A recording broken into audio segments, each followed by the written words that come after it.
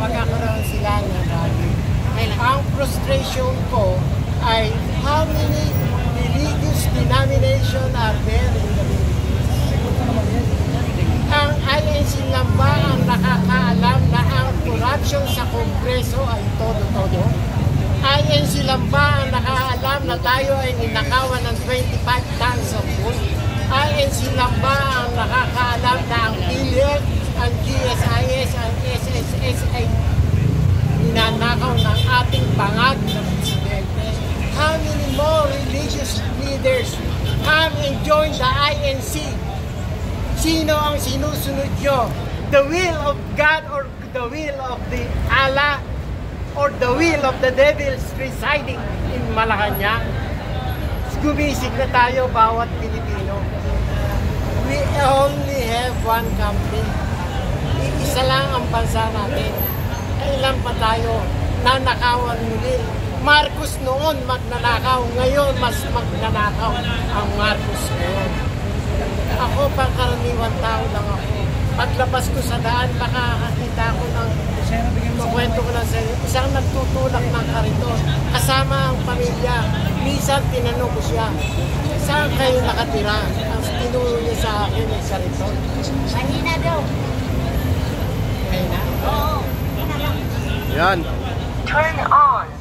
Minsan naglalakad ako sa kalsada. May nakisa akong isang pamilya. Nagkakarito, nagkakalakad. Tinanong ko yung ama. Sabi ko, saan ka nakatira? Tinuro niya sa akin yung kariton. Kasi nasa harapan siya na ng overcourt eh. Kasi sabi niya sa akin, kaya sila nasa overcourt, yung kanilang age, maniligo, ay nagpapaalam sila doon sa naka-assign doon sa overcourt. Samantalang itong tao na ito, sabihin na natin, na kumikita ng 170 pesos sa isang araw, nangangalakan siya. Yung 70 pesos, pamimili dun sa labas. Yung 100, papasok niya sa isang tindahan na may resibo. Ang isang resibo sa tindahan may bat po yan. Magkano ang bat ng 100 pesos? 12 pesos. 12 pesos. I-multiply mo yan sa 365. It is almost 4,300 pesos. Itong pera ng to ng isang mama na walang nabubuhay sa kariton, nanakawin pa sa Kongreso, nanakawin pa sa Senado. Wala ba kayong awa dyan? Kay gaganda ng mga damit nyo, nakasignature pa kayo. Ang relo nyo mahirap bigkasin dahil masyadong mahal. Nasaan ang inyong mga puso? Nasaan ang inyong mga kaluluwa? Itong mamang ito na walang bahay na nangako ang ating presidente na 1 million houses na kanyang ipagagawa bago siya mahalal. Nasaan na ngayon yun?